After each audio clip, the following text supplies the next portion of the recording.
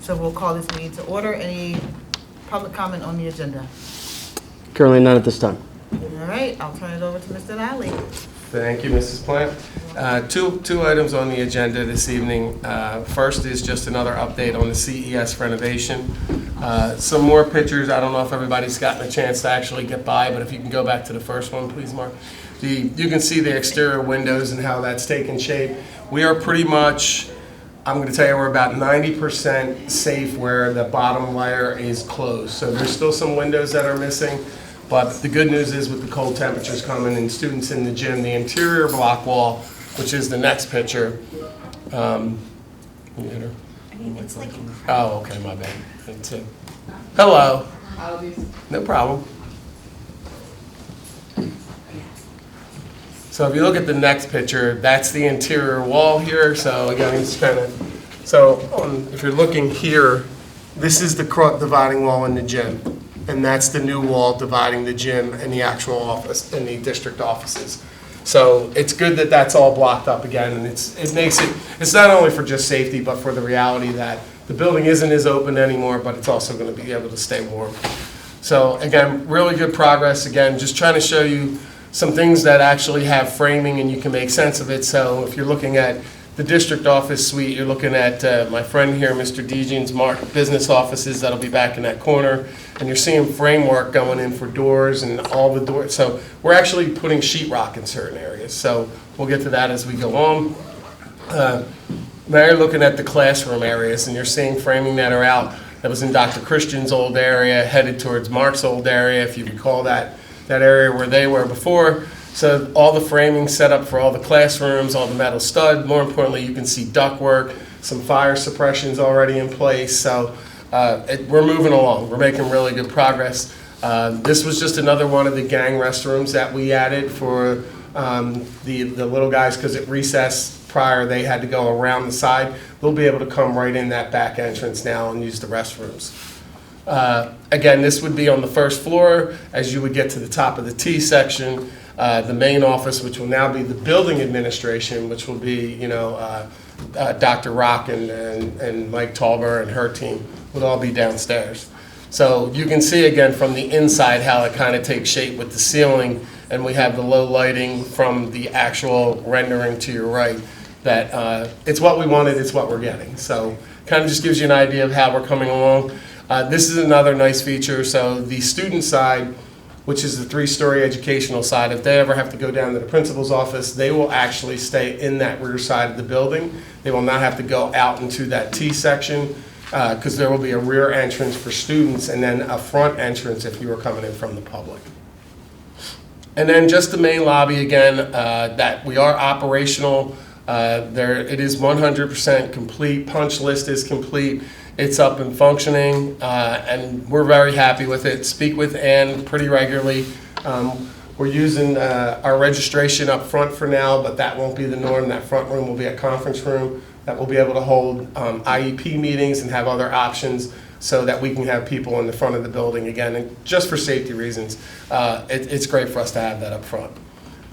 So I can tell you in ending that on Friday, the day off for teachers and students, we did get a lot of good work done. It was a very productive day for us because we were able to shut down some breakers. There's some transformers for lighting and closets that we had to get to and we had to change. So we did take advantage of the day to get some good work done. Again, trying everything we can to not disrupt the educational process. So Friday was a very productive day for us. Any questions on CES? Okay, I like it. All right, so the second... Continue, just so for the board's edification, remember we're welcoming an additional 100 plus students next year, and then in 2 years we'll have over 1,000 students in that building. So obviously we need to improve the physical plant. It's a 3-story building. The main office with the principal, who spends the majority of her time in the cafeteria and out at the recess yard with the kids, will be on the bottom floor. But we will be coming to the board this spring talking about personnel, and we've always talked about succession planning and talking about developing potential administrators within our organization. So I'll be talking to the board this spring about a TOSA, teacher on special assignment. Eventually, you're going to need a second assistant principal in the building. You know, in the middle school where we have 1,200 kids, we have 3 assistants. So with 1,000 kids in this building, a second assistant. We have Principal Rock and Mr. Tolliver as the assistant principal. So we try to plan it and stagger it out over years so it's budget, you know, it's never budget friendly. We get that, but we can plan for it. And the reality is we want to make sure we have that supervision, we have that accessibility for our teachers and our students to administrators when they need them. Chris? Along those lines, will we need to consider additional staffing, say, in the cafeteria, or a different Absolutely. way of handling the food service? And then, obviously, the recess people that are... Absolutely. We're watching. talking with Dr. Rock right now about the number of lunches that we offer, what time we offer them, the staffing that will be needed for the increased class size. Additionally, we'll have instructional staff that will be increased. So a lot of it will be predicated upon the size of the incoming kindergarten. I think it will be a combination of new hires and then potentially some transfers from our K-3 buildings. But we definitely want to make sure we have adequate supervision in the cafeteria, in the library, in the auditorium, and the recess yard, all the large spaces where we have larger amount of students. And I think Dr. Christian and I did meet with Dr. Rock before we started just to review numbers in the cafeteria and if we thought there was the possibility that the cafeteria needed to be renovated. And we determined that it would handle the extra students as it is. Because of the last. Right, because of the last We increased the size of renovation. the cafeteria a few years ago to accommodate an additional 7,500 students, so we should be fine there. Okay, next item on the agenda is the Colonial School District, the district roofing plan. I'm gonna just speak about 3, I'm gonna call them now type jobs. And then I won't get into the weeds in this meeting about the rest of the district and what we're gonna do, what we'd like to represent to the board and like to do in the future. But I'll give you kind of a little taste of it tonight so you can get an idea of like maybe what some of our challenges will be moving forward. So our immediate challenge is there's roofing sections, as you can see highlighted at Plymouth Whitemarsh High School. And if you're looking at that section there, you're looking at Gym North and then the classrooms that are on that back side that are associated with there. And then to the right by the pool, you're looking at the locker room area and the bridge. So right now, there are 3 areas where we seem to have continual trouble. The roof is out of warranty. It's performing, but it's struggling. So we put enough Band-Aids on it that, you know, it's really time for us to not wait for something bad to happen in that area and to look to replace it. And with that, the kindergarten addition at Whitemarsh and Ridge Park are 2 other what I would like to call now items that are actually, again, we've done a lot of work. Those additions were built in 2001 when I started here, and I think 2002, maybe Dr. Christian, when they mandated all-day kindergarten. So that's when they were built. So they've outlived their 20 years. They've done well, but the reality is it's time for them. So we're looking at a cost for these 3 projects of, if you can go back to 1, I think, well, there you are.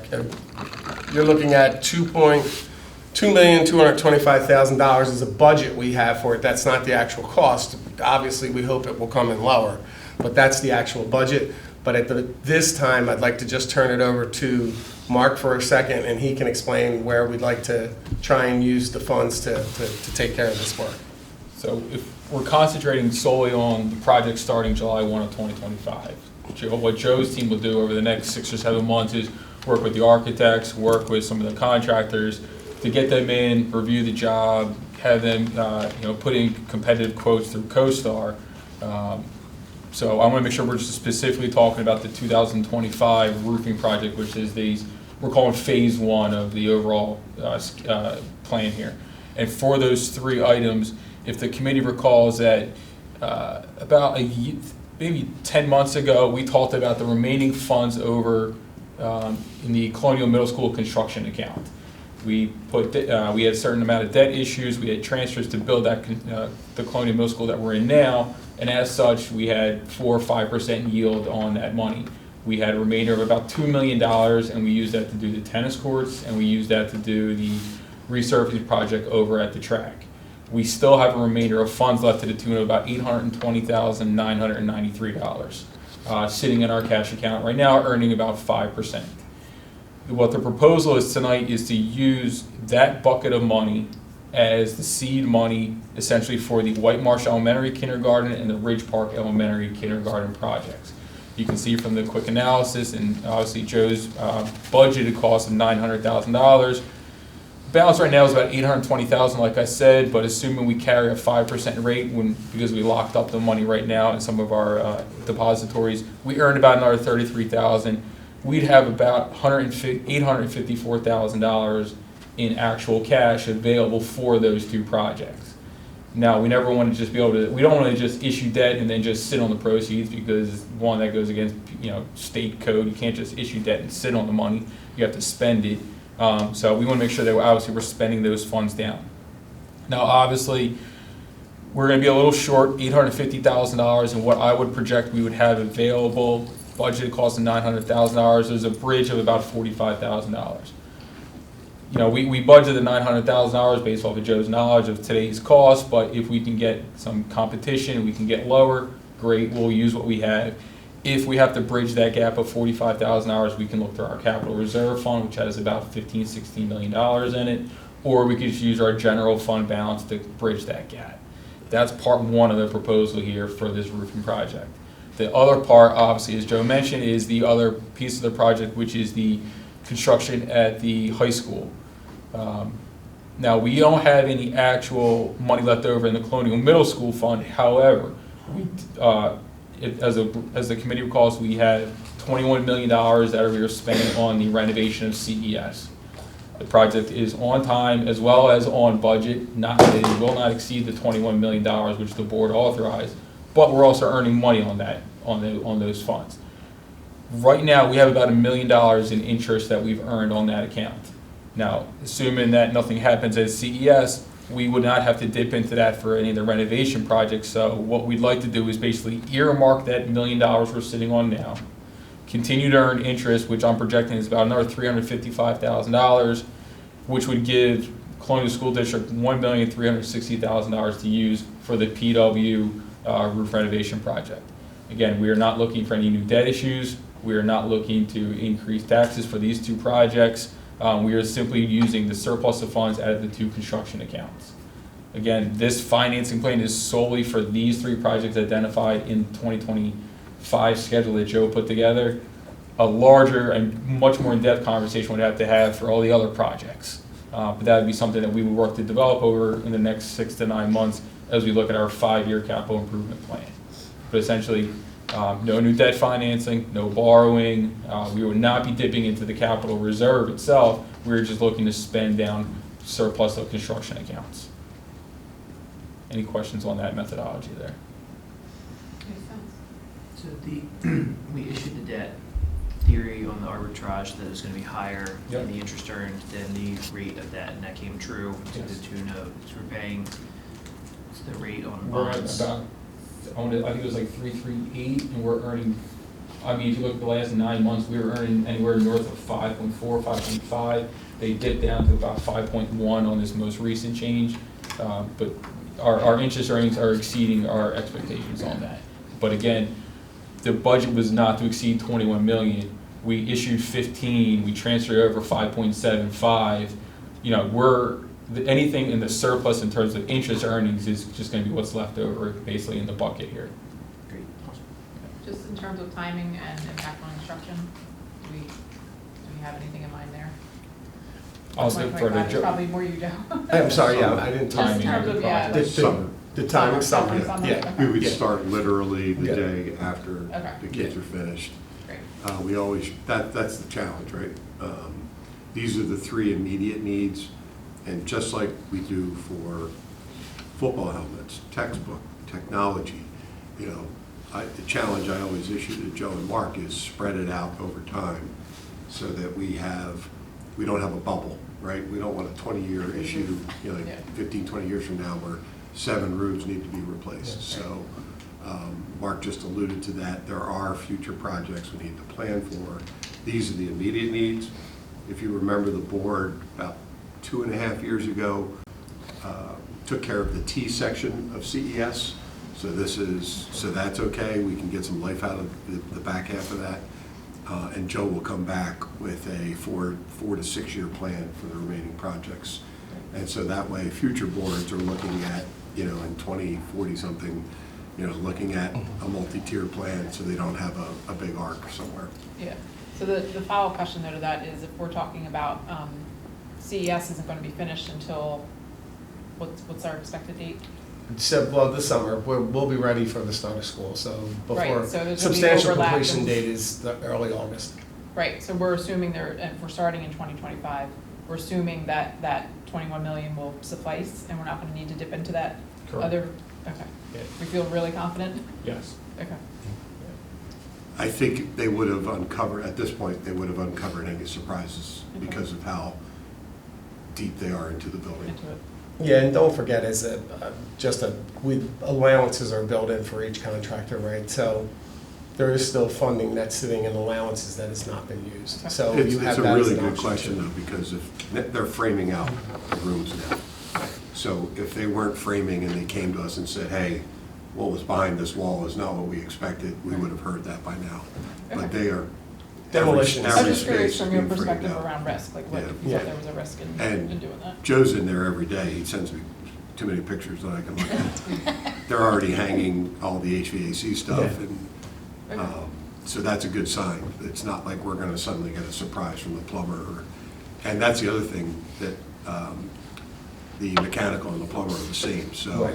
it's not like two primes are going to be suddenly blaming each other. Myco has both of those. Yeah, and that is an advantage, as Dr. Christian said, that they both are there. They'll play nice in the sandbox. They have big reason to play And then nice. Sharon, just to your point, you're right that, you know, what if something happens at CES? Tonight, we're looking for authorization just to move forward with the process. We're not spending any dollars. If in 3, 4, 5 months, something comes up at CES, which puts a detriment to the budget over there, you know, we're just asking for authority to go with this plan. We can always pivot later. Right. That's why we have the cap funds and capital reserve. We could see what other options are available. This is just basically allowing Mr. Lally and his team the authority to move forward with this plan for financing or to pay for it. If we have to pivot, we pivot. Great. Because this is a great time of the year from, say, November to early to mid-January is a great time of the bid roofing, because they're all looking for their summer work now. So if you get too close into February and March and it gets warm, most of them have their schedule already, and then the prices just go up because they think, well, okay, I'll do it, but it's gonna come at a cost. So this is a great time to get competitive pricing too. Awesome. Thank you. How long do the new roofs approximately last, like Rouge Park and White Marsh? They should have 20-year warranties. We'll use the same Garland product that we did before. We've been successful with it. The roofs, like I said, overall have performed really well. Mark and I spoke today about, you know, doing some things maybe in the operating budget as we replaced them that maybe we didn't do the first time around, to see if we could drag some more life out of them. But overall, they've performed well. It's just the only roof that is currently under warranty for another, till the end of '24 is Ridge Park. So I can tell you, everything was basically done new in that, when I got it, like that, 2000 and 2004. So it always seemed like every summer we were doing a section of PW and then another school, section of PW and another school. So just till we could get it all done. To Dr. Christian's point, to spread it out. Okay? And Mark, obviously you think this is best, just the PW roof in 26, like there's some bigger items coming down the pipe. I guess you feel that that's the best use of the leftover construction funds? It's for these three. And this is where I kind of defer, obviously, Mr. Lally, because we talk about needs and wants, and he, you know, my question to him was, Joe, which ones do we have to tackle now? You know, should we do this one over that one? And again, that's when I, you know, defer to him, not to kick it to him, but, you know, he's telling me that the hot areas are the kindergartens and this section of White Marsh. Yeah. There's invoices, unfortunately, to back it up to, that we've spent money on repairs in those areas that would say, hey, yeah, it could be time. So. Overall, though, It's more than an opinion. from a priority standpoint, the generators are being replaced now, so roof is next. So it's the right priority for the use of the remaining funds, because we have to obviously have sound buildings, for an instructional program. I would say the generators were the highest priority, which they took a year to order. Well, no, we ordered them in a second. They took a year to be delivered, but Yeah. now they're done. So we have the emergency piece in place, and now the roofs are next.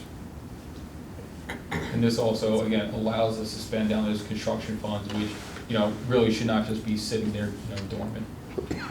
From an operational standpoint too, kitchens are in good shape, equipment in the kitchen's in good shape, just from all the stuff that you use to run the building that is non-instructional, this really needs to be the next piece. Yeah, for sure. And just a question, because you have some roofs that are older, 99, 2002, not slated for 4 or 5 years, just because there's no Performing progress now, better. you're just, okay. Yep. So, a lot of different factors. I think, as you know, it could be as simple as what side of the roof gets the most sun versus others. Where drains are located. A scupper's like a wall drain versus a regular flat roof drain. So, different applications that would, probably help them, that they're actually performing better, but that's the reason. Good. They are strictly priority after reviewing with custodial supervisors. I went through NAPR and went through like roofing documents that we had and then basically try and come up with what's the priority. Is the next year big roofing item at PW the science wing? Is that I'm sorry, is it what? next year's big roofing thing at the high school, is that the science wing? So I actually have a totally separate drawing for, that shows it, but it's part of it. I just didn't want to get into the weeds all I was on just that, but curious, because that's. there's different sections, and whatever the board decides and tells us to move forward with, it would be, like Dr. Christian said, kind of like our 5-year document or 6-year document for the roofs, that it would be a living, live document. So God forbid something happens and something trumps something else and moved in front of it, we would then obviously do that job. Yes, the science wing is in the offing. Yes. And we put together a 3-year plan, we looked at it, and It's then we fine. put together a 6-year plan. I saw a big number there, and I was wondering. Yes. But that's right around the time the science wing was built, because that's where the tennis courts used to be. Right. Yep. Yeah. It opened in '99. We did do some work, but it's never ever been replaced. So it's another roof that's performed really well. Any more questions? None of that, but, are you ready for other questions, or? Sure. Oh, only question is, we had talked last month about the, getting the initial phase started with the elevator and putting it out there. Do we have Yeah. any I response on have that? 2 different companies that have come out and have taken a look at the actual building, and I'm just waiting to hear back from them on Okay. ideas. So as soon as I have something of substance, I'll obviously sit down with Dr. Christian and get it to you guys. Okay. Okay? Oh, I do have one other question. Sure. So now that Ridge Pike is opened in the Lafayette Hills section there, are our buses coming back a little quicker? Sorry. They're a little bit. Other than This is something. Wasn't moving today. Not today. Oh, really? Is a relative There was our term. There was some accident, like shut the whole thing. Oh, Pardon the geez. pun, but this bus news staying is lame when you ask that question. I'm sorry. When's Barron Hill Road gonna be open? Because that one's like the. 2037. What road? Barron Hill? Looks like they're just in a parking lot Oh, right Barron here. Hill, yeah. Yeah. I could find out, but I haven't heard anything. It looks like it's also so very close. but- Yeah. It's a bumpy ride. You gotta read the contract. No, they have to mill it and do the whole final when they come down the road. Yeah, no, I know, I was on Yeah. Sunday. And I don't think people realize that, though. Oh, I didn't. So You they're don't have like the transportation, flying. right? No. Well, if there's no other questions, that was the last item on the facilities agenda for this evening. All right. No Public other comment. questions? Any public comment? Currently not at this time. So it is adjourned. Mary, one board comment? Oh, Just sorry, board comment. sorry.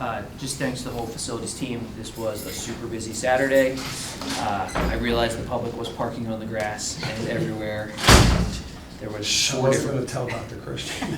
There was 4 different organizations having major events, and the ability to accommodate all of them. As someone who's participating in multiples of them, it was awesome to see the campus thriving like that. I appreciate you taking the phone call, but we figured it out. Thank you. Football team had a huge win. Yeah, that was good. Well, thank you, So, everyone. meeting adjourned. If anyone wants to see the 4-5 again, if you want to go through Dr. Christian, or you want to actually tour the actual building, I'm glad to take anyone through, or if Dr. Christian wants to. But the project's coming along really well. Awesome. Thank you. Thank you. Thank you. Thanks, Joe. Good night. Shall we move forward? Who's next? R. Okay, next. Finance going next? HR is going next? You're Oh, up, sorry. I apologize. All right, this is the HR committee meeting for Monday, November the 4th.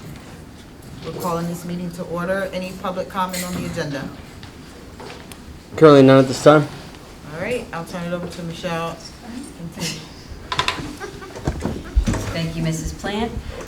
This evening, we will be hearing from Andrea Griffith, our HR Benefits and Support Staff Manager, who's going to talk to us a little bit about empowering employees and how we are enhancing employee support and satisfaction. Andrea? Good evening, everyone.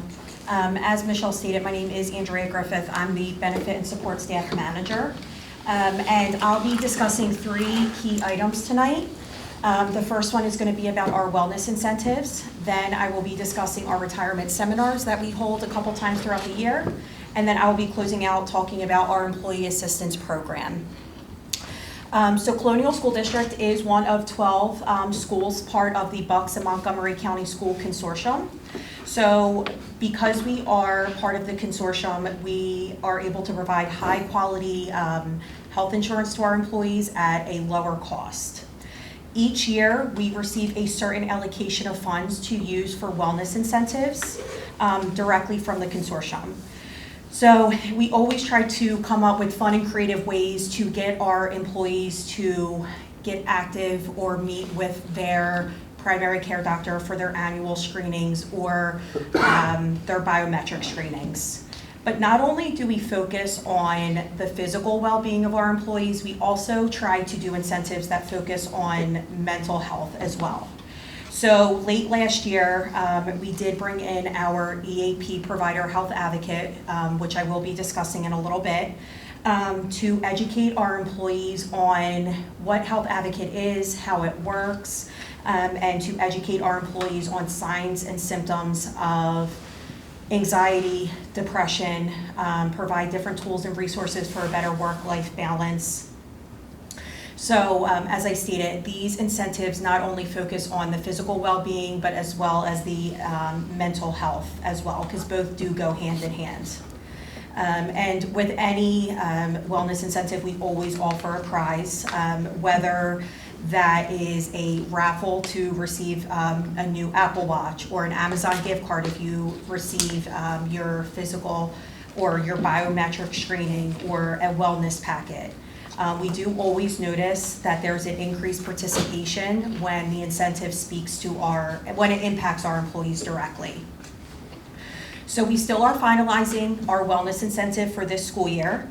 But we always like to make sure that it's centered around preventative care and target our employees directly. We typically like to roll these out in the end of winter, beginning of spring.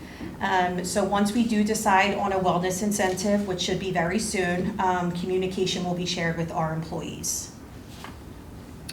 Thank you. The next topic that I would like to review tonight is about the retirement seminars.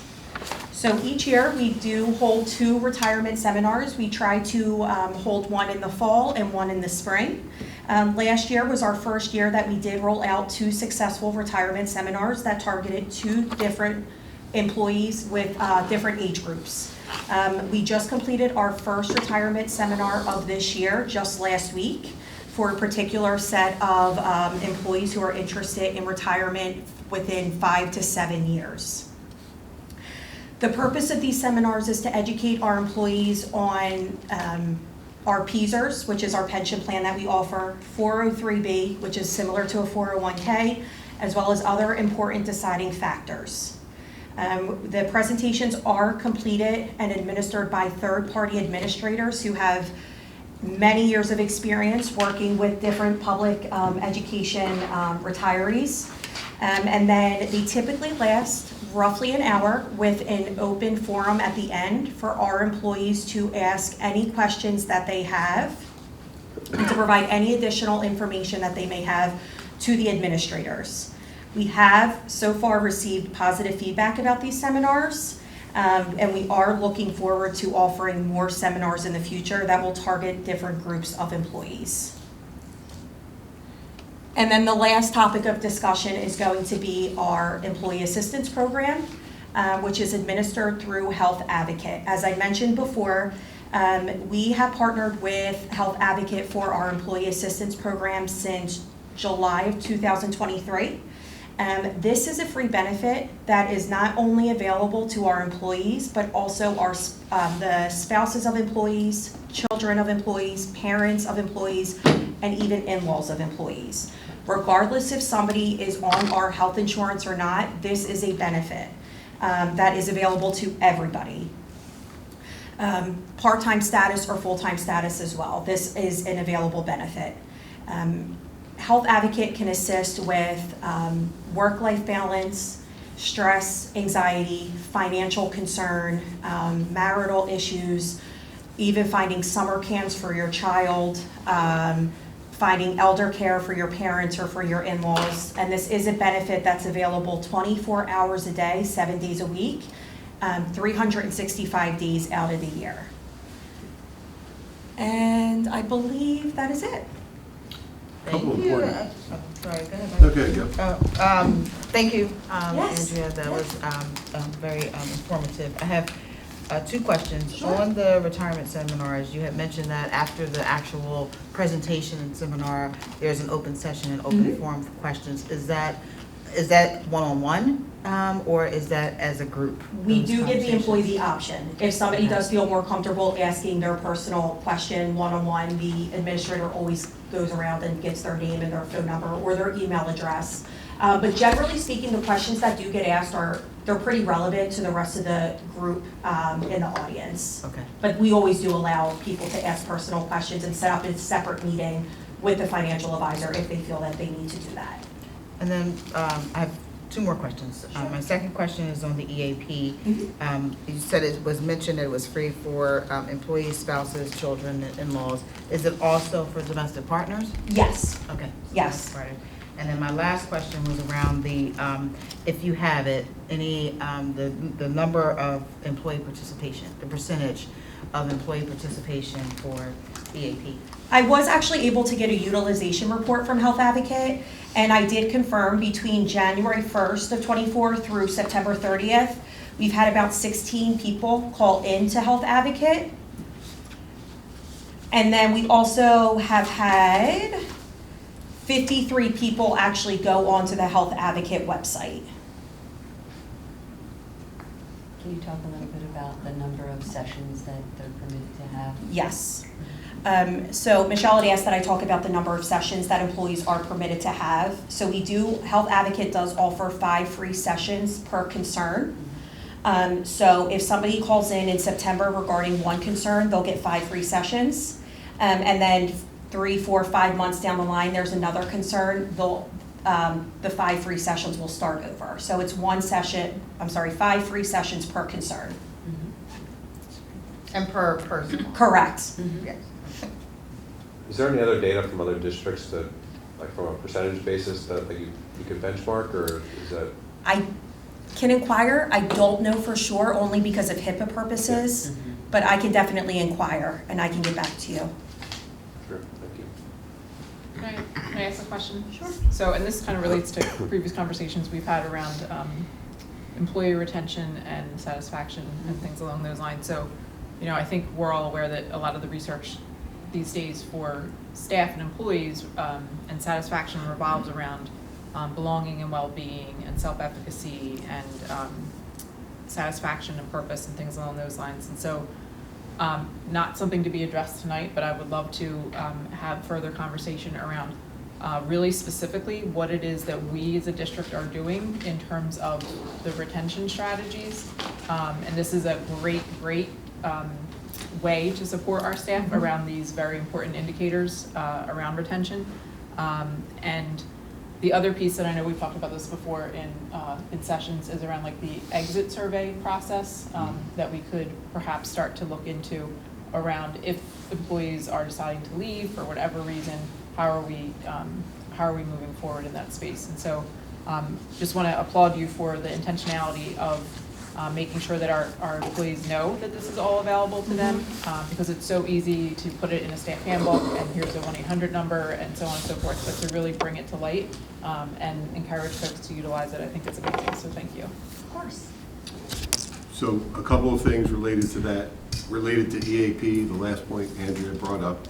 All of the principals and department heads, we've had meetings to talk about when you have an employee who presents an issue or a problem, that they're trained on the appropriate questions to ask and the services to offer. So that is clearly part of their script and what they follow if we have an issue. We have 700 plus employees, so things happen, right? People have lives. So all the principals have been trained in what to recognize when they have an employee who may need EAP, and that they have that resource available to them. We've met with each of our association presidents, and they are aware. So everyone is well versed in making sure they recognize when an employee may need that service. Secondly, Michelle's office is currently working on our data, on our retention for our teachers, for our support staff, for our administrators. We believe we have a very high retention rate over the past 5 to 10 years, but we're looking at previous payrolls and then looking at who left for reasons of retirement and who left maybe to leave for another district versus who left the profession, right? Especially because of COVID, right? So Michelle's office is looking at that for 3, 5, and 7 years. Back to wellness, Andrea put something out. I get something once a week from you about wellness, and I participated in a few, not all. From a financial perspective, we're self-insured on our insurance, so we pay on claims. So having these incentives whether it's an Apple Watch or something that the employees get, it's still better to have everybody striving for that, just from a financial standpoint, because we self-insured pay claims. So that's always a bit of a risk, but there's a motivation for us to do that, not just for the wellness of our employees, which certainly is most important, but also for the taxpayers who are paying the bills. And lastly, retirement planning. Every time Michelle puts a great retirement plan together or offering, I get nervous, so we're gonna have a lot of people leaving. And so selfishly, we do track who attends that. That's not why we do it. We do it as an employee benefit. But we do track who attends, so because we need to be prepared. I mean, we have an idea of which folks may be going or may not be going. And we communicate very well with our association heads, so we have an idea. But when we get to February and March, when we have to start posting for jobs, if somebody's been to like 6 straight retirement planning, okay, we may need a special education teacher in this building. So it's good data for us as well. So it's partially selfish, but not the sole purpose of doing it. But we are constantly looking at, especially as the job market continues to constrict.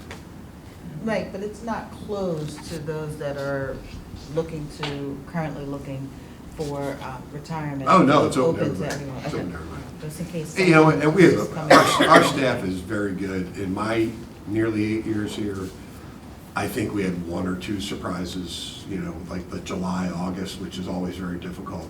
But 99% of our folks certainly understand what it takes to, they want to leave things better than they found it, right? And they want to make sure everything's ready to go for whoever their successor is. So they let us know, and they let us know in a timely manner, and then we get the jobs posted, so we have continuity of education. I think it's great that principals get sort of a heads up, because I was going to ask about that. Are teachers typically inclined, or does it really depend by individual to call your office or talk to the principal first, or again, does it vary? That's a great question. I would say, and Michelle, you might want to comment on this, I would say at the elementary level, they go to their principal first because of just how tight-knit elementary schools are. At the secondary level, they'll probably call HR first, and then Michelle's office will contact the principal so that we're all on the same page in how to speak to the employee about whatever the topic may be. I'm sorry, was that question for about retirement or EAP? Oh, no, I'm sorry, EAP. EAP, Oh, okay. yeah. Sorry, Sorry. yeah. Got it. Would you agree with that, Michelle? Absolutely, 100%. Elementary teachers typically want to go directly to their principal first, which is fine. And then we typically find out from both, the employee and the principal will contact our office and let us know that they have a heads up that someone is intending on retiring. We like the idea that they would let us know as far in advance as possible, but we also want them to feel very supported and understand that we're helping them along the way so that they can feel very well prepared to make this easy decision to transition into the next phase of their lives and feel supported throughout the process. I'm sorry, it's not clear.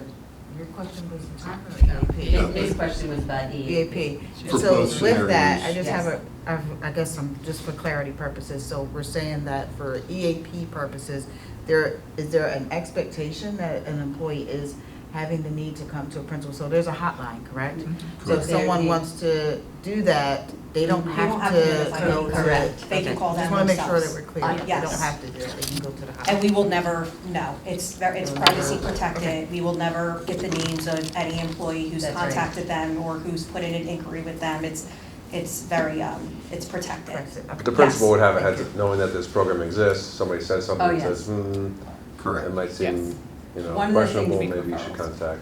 One of the things that Dr. Christian spoke about in that regard is that our principals, our supervisors, certainly our HR team is very well educated on the EAP program. And if we see or hear of an employee in crisis, certainly they will sit with that individual and provide them with the brochure, maybe even allow them to make a phone call at that time if they need to. But as Andrea spoke about, the information is completely confidential. So the utilization report that she shared with you about usage includes absolutely no names. They're not permitted to share that information with us, so that is completely private. And Michelle, can you talk about, a little bit about, from a billing perspective, and Billing? how that process works? Yes. Or Andrea, I'm sorry. That's Yeah, okay, sorry. that's all right. I do the billing as well, so that's no problem. Thank you. So we do get billed monthly for health, and just to confirm, Gail, you are referring to EAP, EAP, correct? yes, sorry. Okay, sorry. okay, yes. Sorry, we're talking three different things, so That's we should okay, clear no things. worries, All that's right. fine. So we do receive a monthly invoice from Health Advocate directly, and it is $1.35 per employee that we pay for. And again, this is for all employees, hourly, part-time, full-time employees. And so it's $1.35, and that does take into consideration the employee spouses, children, parents, or in-laws if applicable. So that is actually a discounted rate that we do receive from the consortium. And that's regardless of usage? Correct, That's right. yes, it's a flat rate, yes. Did Health Advocate replace an existing EAP, or we just rolled this out in July of '23 as a new feature? Health Advocate did replace an existing EAP. It was administered by Penn Behavioral prior to Health Advocate, yes. And then, do you know, did the rates go up, down, stay the same? I don't know that information off the top of my head, but I can find out for you. Okay. The Health Advocate rate that we receive is a discounted rate through the consortium that we participate in Bucksmont for our healthcare plan altogether. It is a program and organization that the district had worked with in the past prior to my tenure, and I know that Colleen had shared with me when she was handling benefits that The employees really appreciated the services that they provided, and that was the feedback that we got. So when we considered making a change, it made good sense to go with Be Health Advocate, because it was a company that our employees were already familiar with and comfortable with, aside from that they were supported by the consortium as well. Is nutrition included in this? It's just completely random. Is there nutritional supports and services included in this? Not through Health Advocate, Okay. but Aetna, our medical provider, does offer, yes. Okay. There's a certain criteria that you would have to meet in order to be eligible to receive nutritional classes or work with the nutritionist. Right. But that is a benefit that's bundled with our medical plan. Thank you. They will deal with bereavement counseling with families, family issues, divorce, and meet with families as a group. If the requirement for those individuals is to exceed the 5 per incident that they're permitted that are free of charge, they will work with Andrea and also determine with the employee which healthcare plan they carry with us and who they can provide them and point them in the right direction of further services that are covered under the health insurance plan that they can then transition over to if they need something beyond the 5. But Michelle, if they're not subscribed to our health plan, Mhm. then they would have to do it on their own with their health plan that they Past the have. 5, Correct. that is Past, correct, that's right. yes, yes. You're right, Gail. Okay, Great. Thanks, guys. you're welcome. Other questions? Thank you all. Thank you. That concludes our HR presentation. Any public comment? All right, thank you. Then, Thank HR is adjourned. Thank you so much. Thank you. Have a good night. You too. You too. No, I'm gonna stand over there.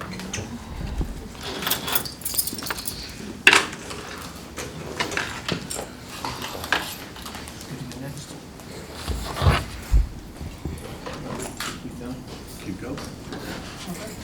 I'd like to call this meeting of the Finance Committee to order. Is there any public comment on tonight's agenda? Currently none at this time. All right, seeing none. Vice Chair Marks. Thank you, Mr. Carpenter. We have 5 items on the agenda tonight. The first 2 are more informational in nature. The first one is going to be a summary of the 2023-2024 audit report. In our audience tonight here is Carl Hogan, audit principal out at Withram. Withram he was formerly with BBD. BBD was acquired by Withram. But again, they are the ones that performed our local audit of the most recent school year, like I said, June 30, 2024.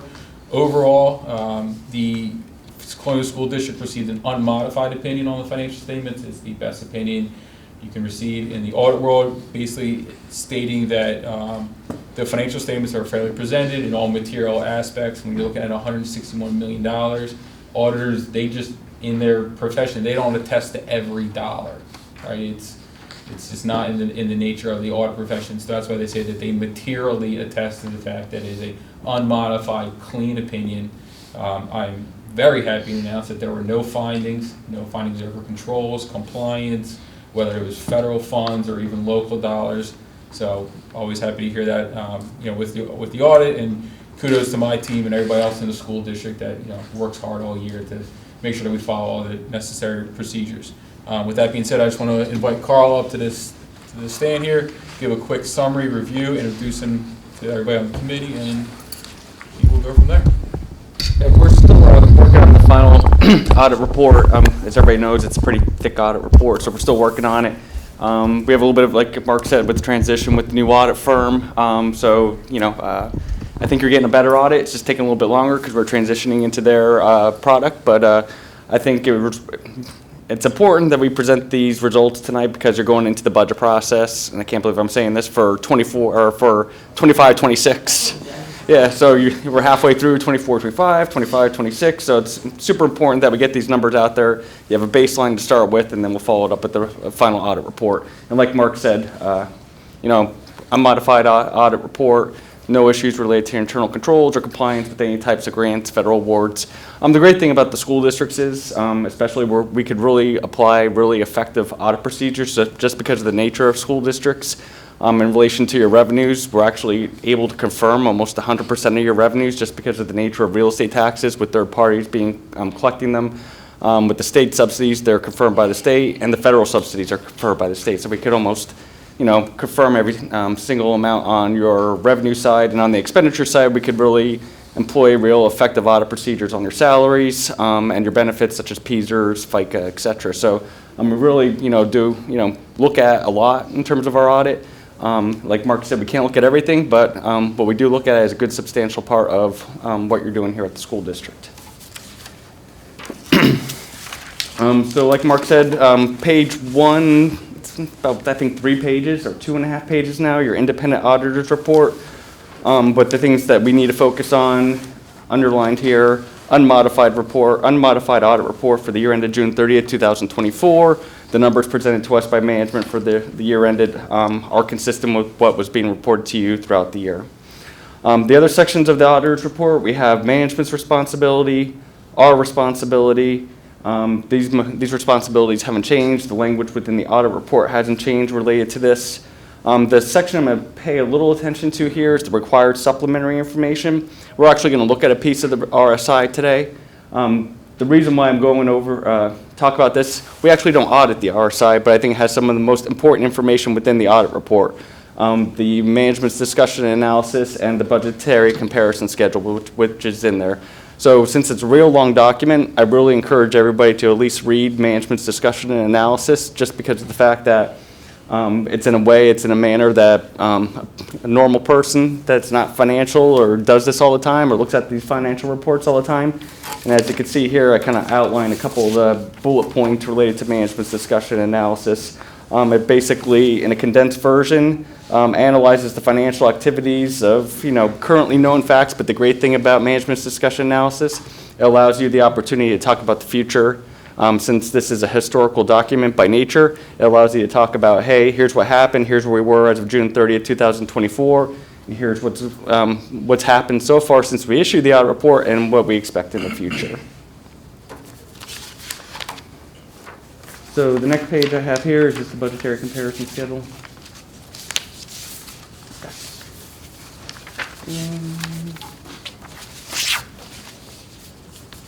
So we're going to see a very similar theme that we've seen as in previous years related to the budgetary comparison schedule. Ever since COVID, we've had some really strong revenue years related to the school districts.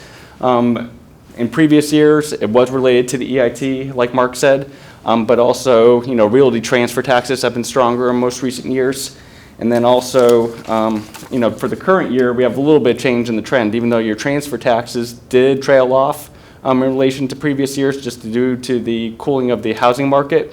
There was an uptick in your investment income. So, number one, you want to be conservative when you're budgeting your earned income taxes, but I don't think anybody could have anticipated, the amount of interest income that you received in the current year. I want to say it was almost $4 million more than budget. 4.3 million. So most of that $4 million that you're seeing better than anticipated revenue for local source revenues is tied up within earned income taxes and also within investment income. So you got to kind of look at that as one-time revenue. We don't know what this next year is going to look like related to the federal funds rate. It's currently trending down. Hasn't had the effect on, some of the interest rates that we imagine we would see, but for the current year, be conservative as you're moving forward in your budget with those types of revenues. Total expenditures were a little bit more than budget, and we're going to kind of look at some of those line items up at the top there. I think I had this conversation a couple of years ago, and we're seeing this throughout all the school districts throughout the state, the special education line item. People are really underestimating those costs related at each one of the school districts, and I think I put here on one of the slides. It's across the gambit in terms of, those special education costs that are impacting the school district negatively. I think it's on right here. So some of the line items in special ed that we saw, obviously tuition, charter schools, transportation, some of those, special education agreements they enter into with the students, some of the due process arrangements, and then also the one-on-one aides throughout the school district. So overall, and even transportation. So when you look at that budgetary comparison schedule, you're going to see like 2.5 million of the 3.6 million is all tied up within special education costs being more than anticipated. And I had a conversation with Mark today that this is, kind of statewide from what I'm seeing. People really are underestimating those costs and what they're going to cost the district into the future. So something to take into effect. A lot of this stuff is stuff you can't control. Students coming into the district, et cetera, that you can't, you don't see at the beginning of the school year, but something to keep an eye on.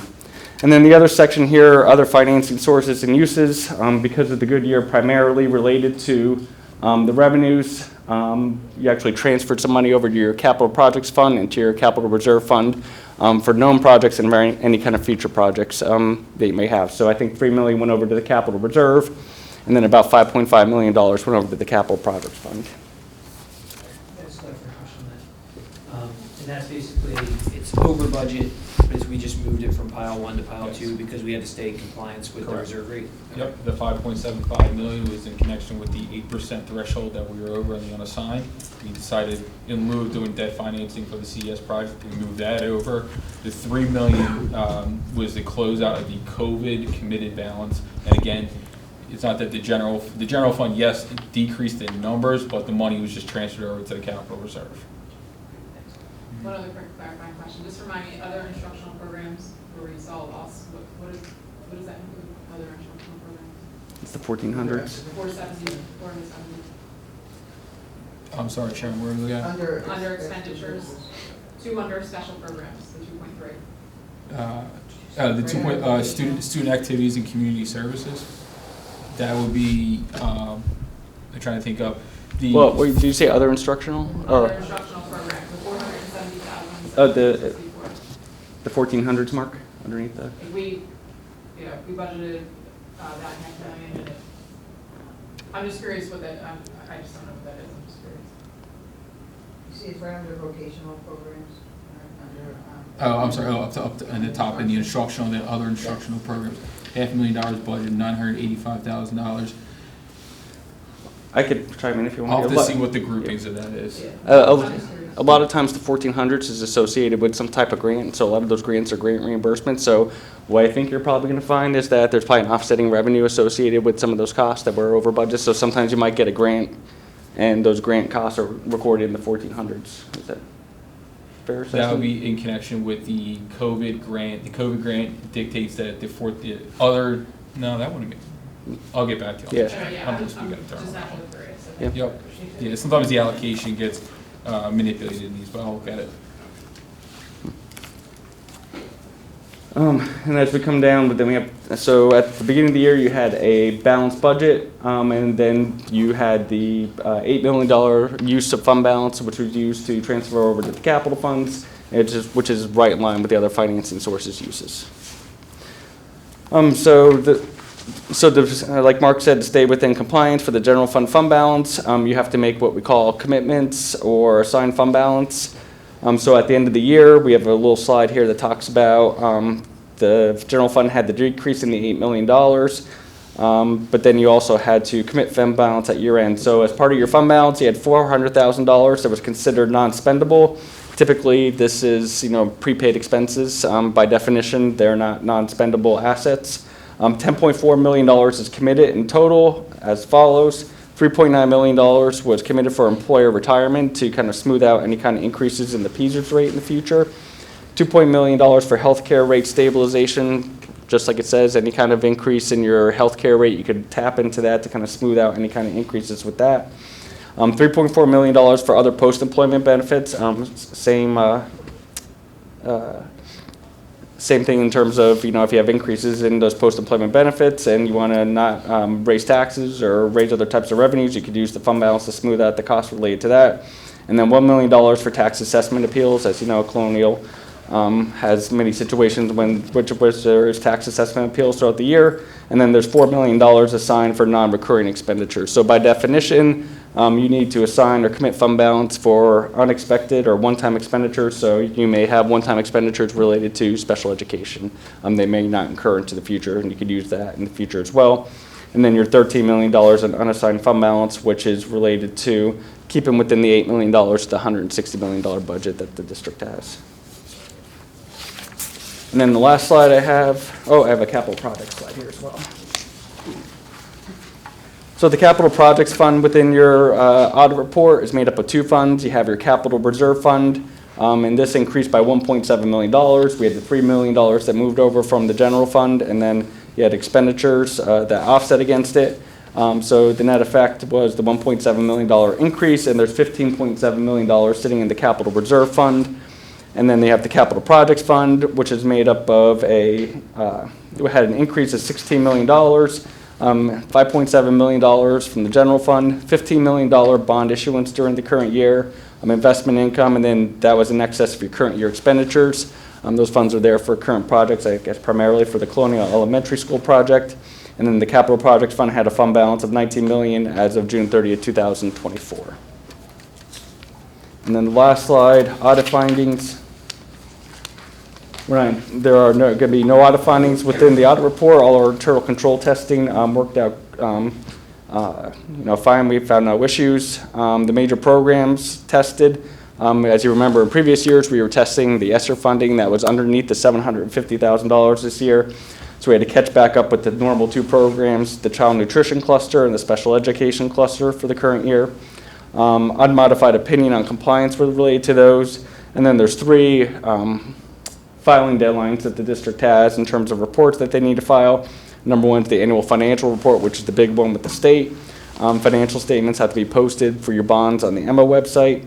And then the single audit will be filed with the audit clearinghouse by 9 months at year end, which will be done as well. So related to your federal monies. And that's all I have. And we'll follow it up with the full audit report.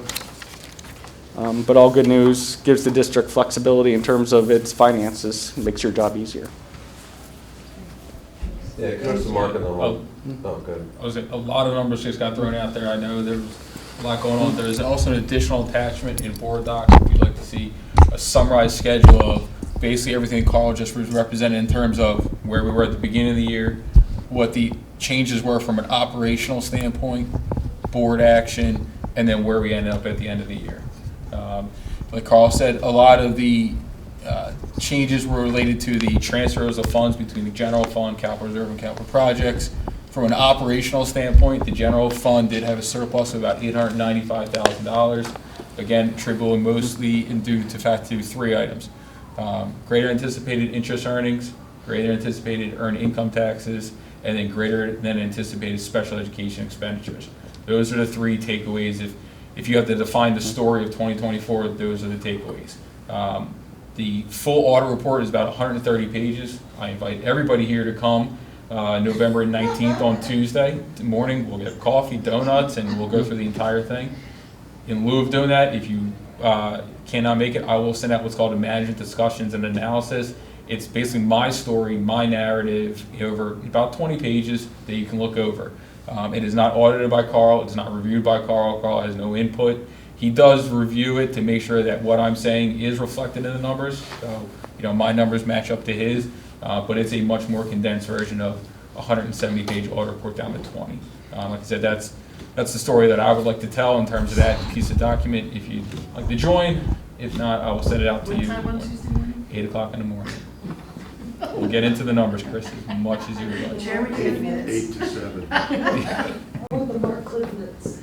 So, yeah, absolutely. Thank you to Carl and his team. They did a great job. Appreciate it. Yeah, and the management's discussion, like Mark said, we make sure that it's consistent, that numbers are consistent within the audit report, and we kind of look at it to make sure that, you're not supposed to put any kind of opinions in there or anything like that, like I did a great job.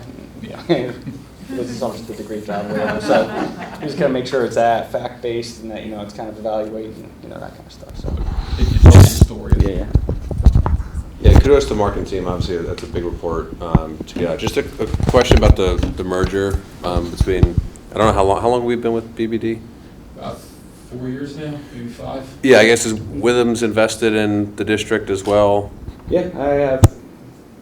I'd be out of a job if they weren't. Okay, So all right. This is all I do all year round. So they've I think it was more of a sharing of resources than a matter of a lot of small firms are having a hard, especially now trying to find people. So I think it's a matter of making sure that if somebody does leave, it's not the end of the world. So Okay. I think that's more of a matter of doing that. It seems to be a firm of a hodgepodge of a lot of smaller firms coming together to share resources than being like a private equity kind of thing.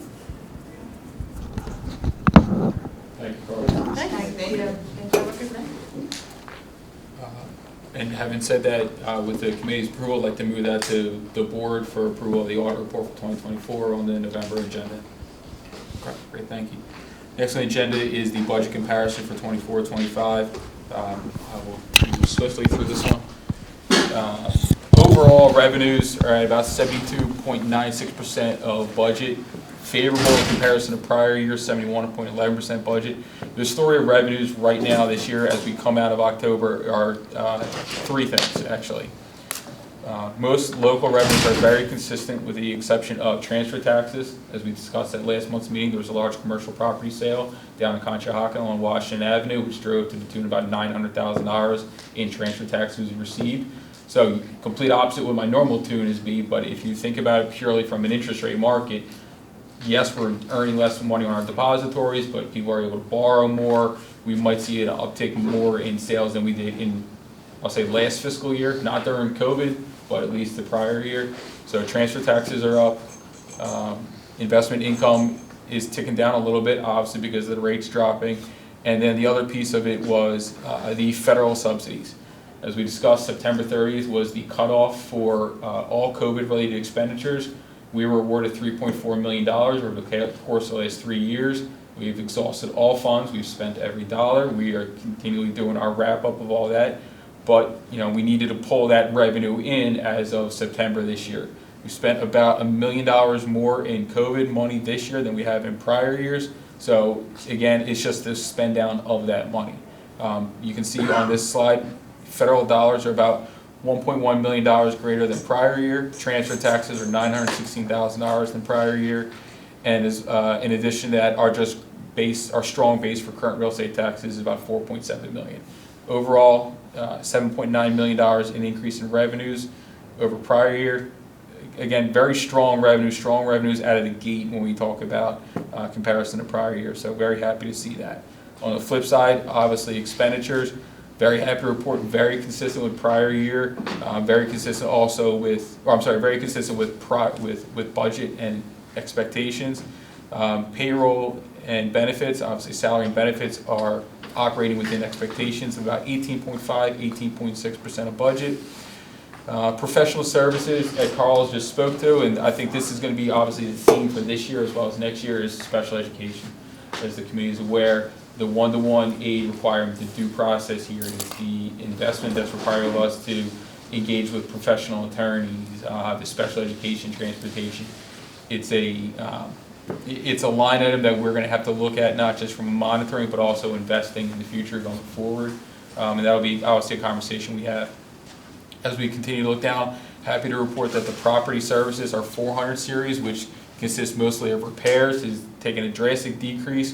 And I attribute this to Mr. Bogley and his team, as well as our investment in the Chromebook warranties, the cases, our own internal costs with John Lukminke and John Van Wee. So if you go down the hallway, there's like a little Best Buy kind of operation down there. They work tirelessly to repair screens and crack, and being able to move that in-house has been a huge help to that line item. Additionally, if you continue to look down, you can see supplies obviously are comparable to prior year, but we did see an uptick. But this is what we talked about again, related to desktop teachers for the high school as well as the CMS, and the purchase of the Chromebooks earlier this year. We did purchase cleaning equipment as well as additional wireless access points. I'm not the most tech savvy guy, but as I understand it, we needed to beef up our Wi-Fi throughout the district, and to do that, it was a part of the normal turnover of those access points.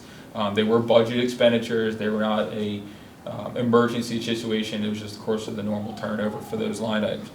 Like I said, overall expenses are about 22.4% compared to last year's 21.87%. And overall revenue over expenses, 69.29 compared to prior year's 69.24. Trending very favorable in comparison to prior year. When we look at prior year results, operationally about $900,000 to the surplus. If we continue to track good, we should have I'll call it a healthy year, but it's still obviously early. It's only November 11th, and we're getting into the cold season. knock on wood, don't want to cart before the horse kind of there. When we continue to look down, like I said, we talked about revenues continue to be strong. Expenditures, we talked about the decrease in the property and services. Again, these are just the visuals, the equipment with the investment in the VPN services, and then our comparison of expenditures. We want to make sure our investment we put in our instructional dollars always mirrors somewhere between that 50 to 55. Obviously happy to see that 55.7 is our current instructional. If your board recalls, last meeting, it was a lot more skewed more toward the support services because of the ramp up of getting ready for school. Now we're in the part where we're spending the dollars on instructional need basis. The teachers are in the buildings, their dollars are charged to instructional. So that line item is starting to shift back into expectations. Overall, very favorable compared to expectations, and we'll continue to monitor as we go for 24-25. And just to kind of button that up, when we look at expenditures, no outside of special education, no large unknown expenditures from a facilities or a transportation need. Everything's operating within expectations there. No boilers. I know I'm knocking on wood right now by saying The roof just blew off. Winter is coming. Yeah, exactly. Winter is coming. And Hey, on the COVID dollars, has that ever been part of the single audit? yes, Okay. absolutely. That is the ESSER, or American Recovery Plan, ESSER COVID funding. Yeah, there were 3 rounds of it. Our first grant was $352,000. Our next grant was $180,000, and then our most recent grant was the 3.4. I'm sorry, $352,000, $1.8 million, $3.4 million. 3 rounds of grants. What would it be part of next year? It will not be part of No. 25, 26, but we'll talk about that in a second. Obviously, that will have an impact on our budget process, but just like every other school district, those federal grants related to COVID have now been liquidated. Any questions on 24, 25? Thank you. Next is so that was the look back. That was looking back at 23, 24, as well as looking at the current 24, 25. We have 2 items related to each other, although I did want to separate them out just for agenda purposes. We did talk about the Act 1 index, if the committee recalls. And as such, the Act 1 index was set at 4% for the 25-26 upcoming school year. That is a measurement that is established by the Pennsylvania Department of Education. It looks at real wages, it looks at economic factors from a federal standpoint, and then PDE sets it by school district. It is not something that is in our control, whether that's based off our fund balances, our revenues. We're given and we have to operate at that level unless we choose to exceed it. Like I said, it historically has been 4%. What we're looking for at 25, 26, we are, obviously today's November 4th. We are starting to compile, obviously it's budget season with the audit now wrapping up. I'm now heavily invested in the personnel as well as the benefits, and a lot of the departments and the buildings have their budget documents. But with it being November 4th, we need to get ahead of the game in terms of what we're doing with Act 1. Factors that we're looking at going forward as of today, we're looking at, and we want to continue to monitor our assessed values within the district, specifically commercial. Committee's aware, we're just like any other school district, we're always battling assessment appeals, but we have to make sure we keep our finger on the pulse with that. State revenues, what can we expect from Pennsylvania for not just basic education, but special education? Over the next 6 to 8 months, we'll hear more from Governor Shapiro, as well as any other resources we can use coming out of Harrisburg to gauge where we're going to go with that. Federal programs. Title programs remain strong, however, like we just talked about, the federal COVID grant is no longer applicable. It's no longer in our wheelhouse as a resource to use. So those are the 3, obviously, from a revenue standpoint. As Dr. Christian alluded to, on the expenditure standpoint, we need to look at enrollment, and with enrollment comes staffing. 100 to 150 new kids coming up through the 4-5 building. Can we reallocate some resources from elementary school into the 4-5 building? Do we need to have new hires? What potential retirements might come down the pipe where we can establish some savings? You never want to see a veteran teacher go, but purely from a number standpoint, you have a teacher at level A, you have a new teacher at level B, there's a cost savings associated with that. That will be something we look forward to in terms of a measurement. The other 2 items that we need to keep a look at, and these are things that are not yet issued, is the state-mandated employee retirement, PESERs.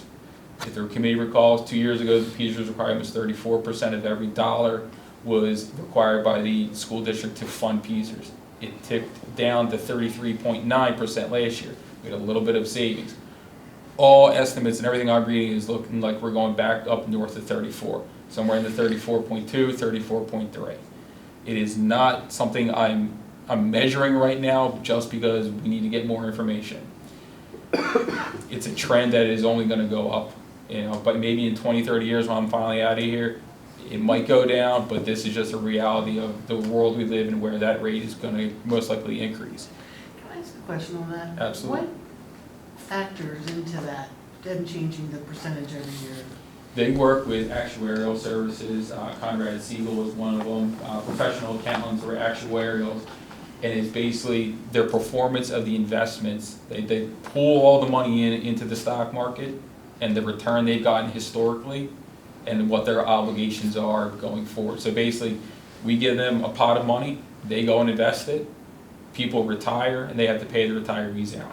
If there are more retirees in the plan and the plan doesn't do well, then they need us to kick in more. If the plan does great, So we're giving them their play money.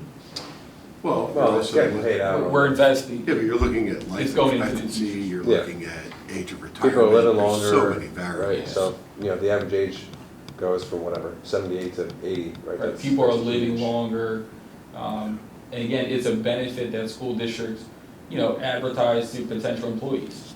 People want to work for school districts because of these benefits. Right. It's, while it is a cost, it's an investment in the teachers that we're looking at, but you're right, the school districts are, state code regulated to, contribute money to the fund. Now, the fund is regulated, they have a board of directors just like yourselves, they have management, they have administration, they have outside consultants and professionals that come in, but it is something that we're mandated by that. Okay, thanks. And it's my understanding that charter schools are not. Correct. Yeah.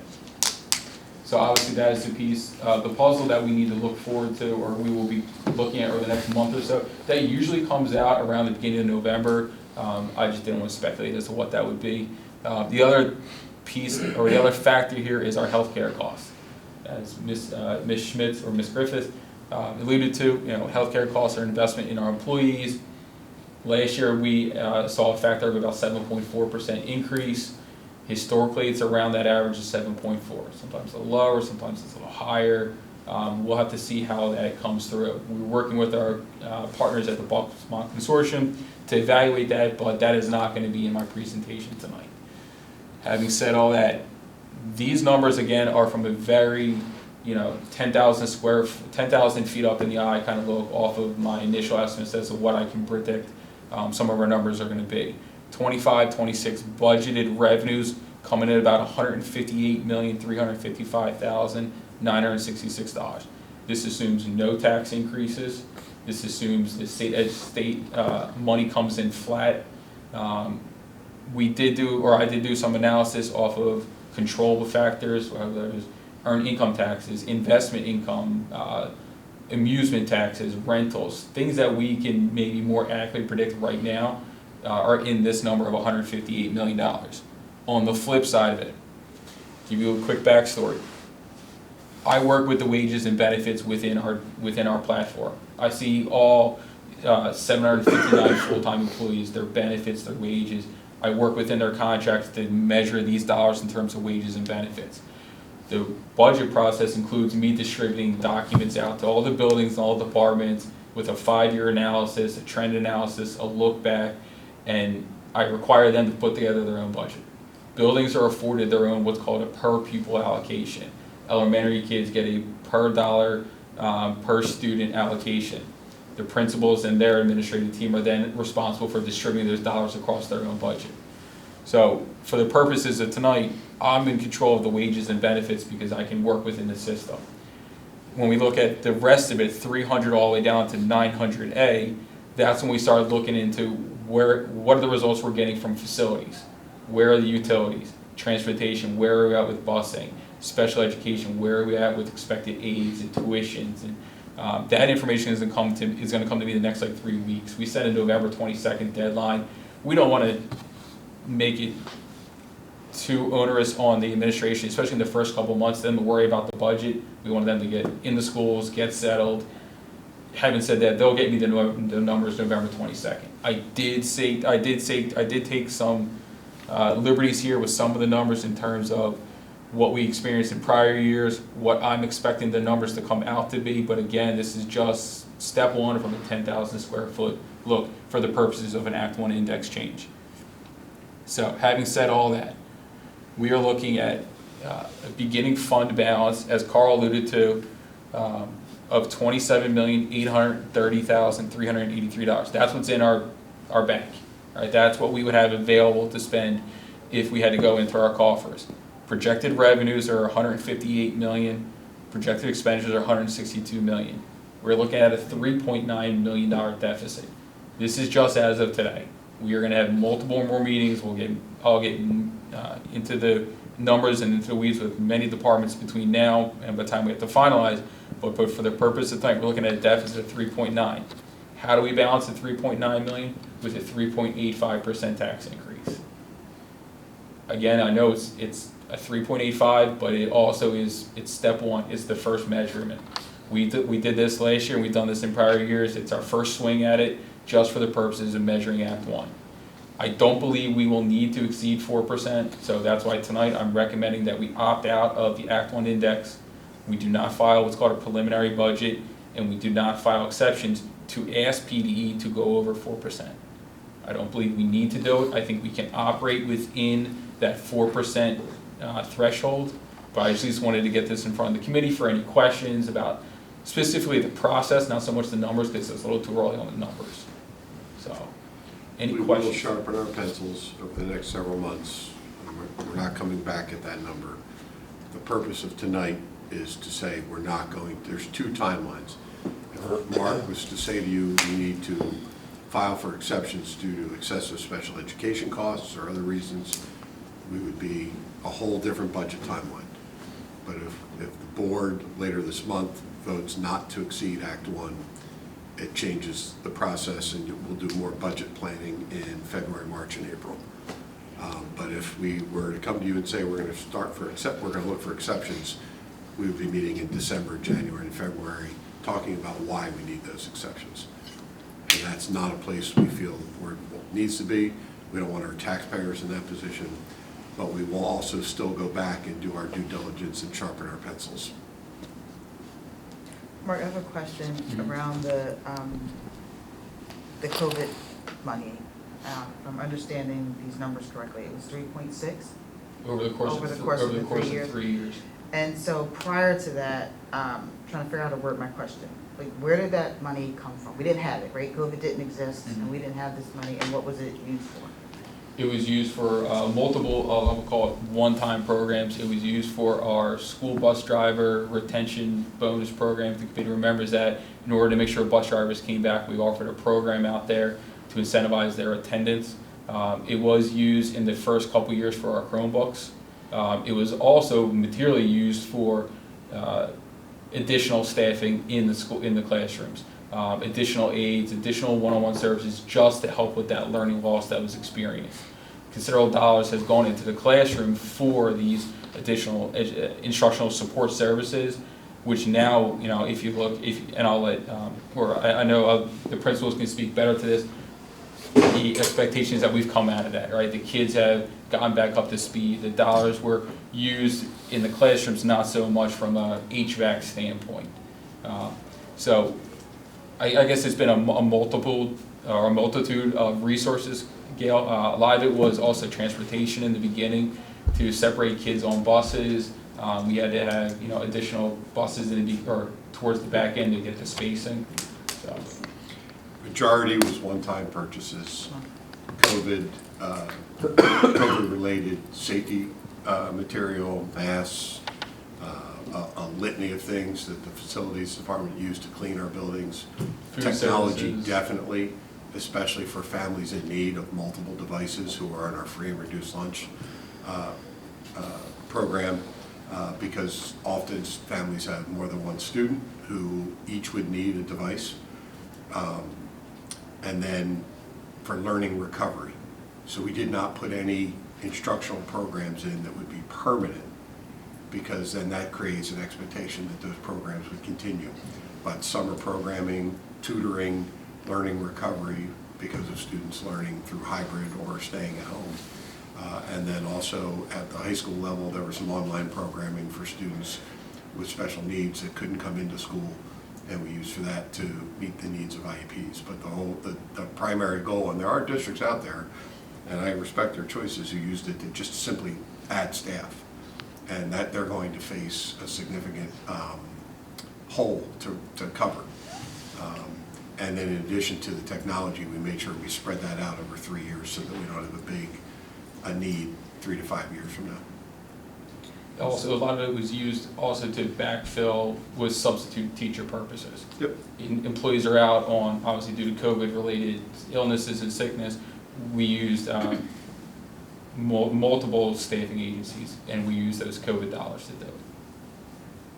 Thank you, and we feel good about the other items that were the minority items that we spent the money on, that we're able to cover these costs, the Chromebooks, the bus drivers, and obviously staffing and staffing. We do. We are very appreciative of the federal dollars that came through, and we never want to have to get it again, because we don't want to live through that again, for sure. No. And there were districts that got less than us, and districts that got more than us, and nobody wants to go through that again. Thank you.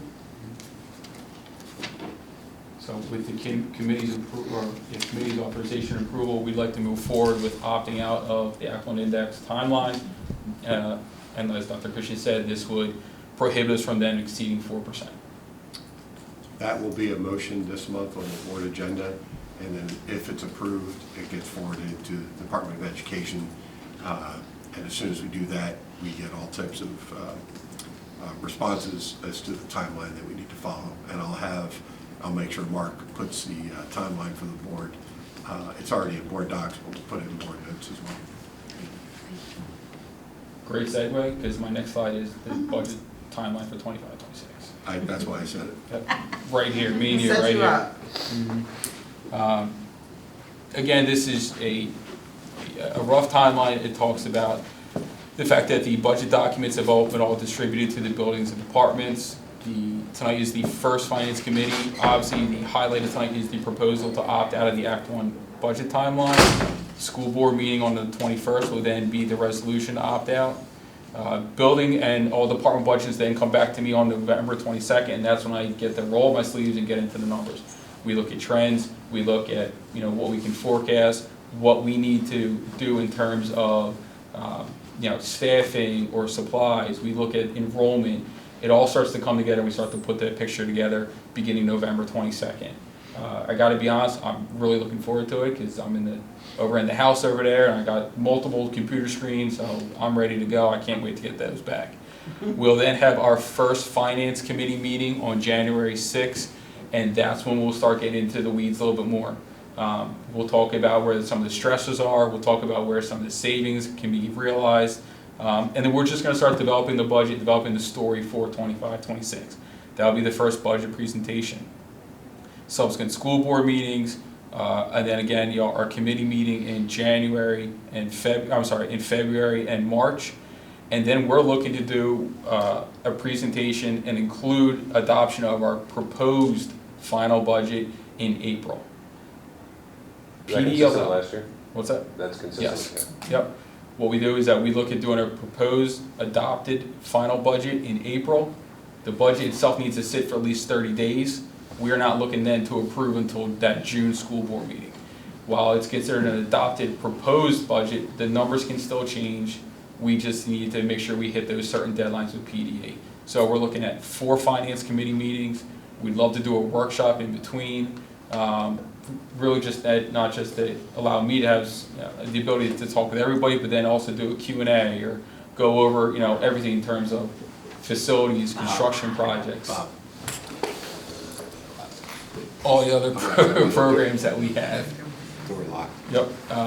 But again, this is what I'll call the committee and board agenda or action item or calendar agenda item. I have I'll have meetings with principals, meetings with department heads. I love going to the buildings, love seeing what they, what they're talking about. And they say, oh, we need 15 new desks. I want to go see it.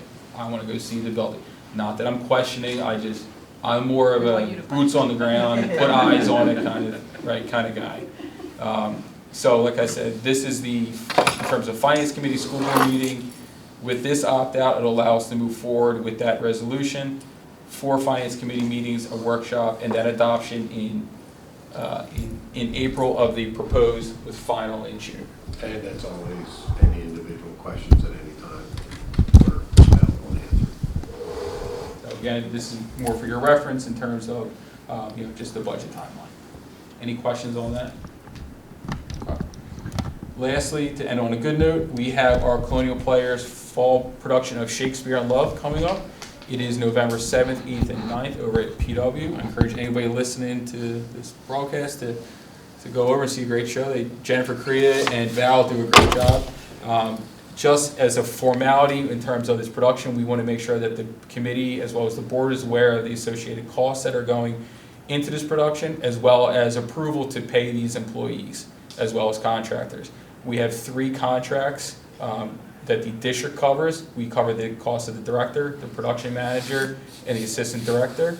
And then the activity fund, they fundraise, they charge tickets, they have playbills, they sell advertisements, they have fundraisers. Obviously, we want to make sure that they're, accounting for these dollars correctly and they're budgeting accordingly. You can see that they're projected to bring in about $21,000. They're looking to spend about $21,731, eating away at their fund balance of about $630. They currently have $24,200, which we feel is appropriate to negate any district contribution, although Joe Lally and his team provide security and custodians and the rental of the facility and parking and everything that they do. But again, this document is for the purposes of, 1, advertising the production that's being put on this coming weekend, as well as getting the committee's approval to pay these contractors going forward, once the show is done, of course. Any questions with this? Did we pay out the 10,966, or that's not covered by the Nope. fund balance? We pay out the $10,966 as a part of the extracurricular duty contracts. Yeah, we budgeted that, I assume, Yeah. somewhere Oh, yeah. around 10 or 12 or... Part of all of our Oh, it's like supplemental part of all. contracts, coaches, sponsors, activities. That'll be a line item on the overall budget, but yeah. For And we budget musicals obviously and plays, the biggest cost is generally the licensing to get the script or the sheet music. It is not cheap. And so we ask each of our clubs to carry enough seed money, and then the district backs it, because we know that they're very well supported by the community, and the ticket costs come in and help support it. But we do, just like we fund coaches for basketball and baseball and lacrosse, we fund directors and choreographers for each of our productions. Just like we have ticket sales that offset costs of our athletic events. So with the committee's approval, we'll move this to the board agenda just for approval of that budget, and then we'll make the corresponding payments to the contractors after the show is done. Any questions on that? Mr. Carpenter, that concludes my presentation time. Are there any public comments? All right, any board comments? Just a side note to the arts and the performing arts we do. Way to go, Marching Colonials. Yeah. They won their Several awards this championship, past weekend, so that's awesome. So just a High shout out. honors, yeah, out in Dallas County. Yep, Yep, Jess Lester will be doing a story on them. yep. I assume we're going to make recognition at some point. Absolutely. Oh, he is. And also, just so the board knows, I'm sorry, go ahead, sir. I'm sorry, but I missed the facilities. I was a little late. I just had a question and comment. on the facilities. Absolutely, go ahead. Go ahead. Okay. I'm Mgmt. I live at the corner of Patriot and Hickory Circle and Belvoir. So I watched the construction of this fine facility, the destruction of my old junior high. But I also see that the sign at the corner of this driveway that I look at every day quite honestly, I heard the 3.9 million that we may be out of budget. I think we can get some of that back if we ask for the money for that sign, because that sign is, I don't know who designed it. It has no logic at all. On one side, you have the name of the school district, and the address. On the other side, you have CMS, okay, and you have an electronic sign that has never worked, that also now appears to be damaged. So when you're coming down Belvoir Road from the country club, especially coming down this evening, if you did not know where the school was, you'd go right by it. You'd see 3 blue lights, and that's it. If you're coming up from Woodbrook, well, you may see that it's Colonial Middle School, but there's no lights anywhere on that sign. I'm just wondering what's being done about that, because it's been 2+ years. That electronic sign has never been on. I see a little white dot that blinks, but that's it. So I'm just asking, we've paid for that sign. It's never worked. That sign is illogical. No one understands it. So I'm just asking, is there anything being done about that sign? I'll talk, Mr. Riley left, and I was aware of that, and I apologize for not addressing it sooner. But I'll follow up with Joe in the morning. We'll get the installers back out and address it. Yeah, I mean, like I said, coming down Belvoir, Yeah. especially when it's dark out, you do not know that the school is here. You're going to go right by it. So having lights there, but even on that side, it just says CMS. What's CMS mean? People don't know may not know what CMS means. So that's just my question, but I appreciate your time. Thank you. You see it every day because you live right there. I see it every day, and I see buses from other schools coming down, and I stop and like, what CMS do I really Yeah, turn because the into? school's set back. Right. Right, okay, I mean, this is a great facility, so we want to Yeah. promote it, and people come and enjoy it and see it, but there's no sign out there that really directs them. Good Thank you. feedback. Thank you. Thanks so much. Other comments? Any other board comment? No. Seeing none, this meeting is adjourned. Thank you. Thank you.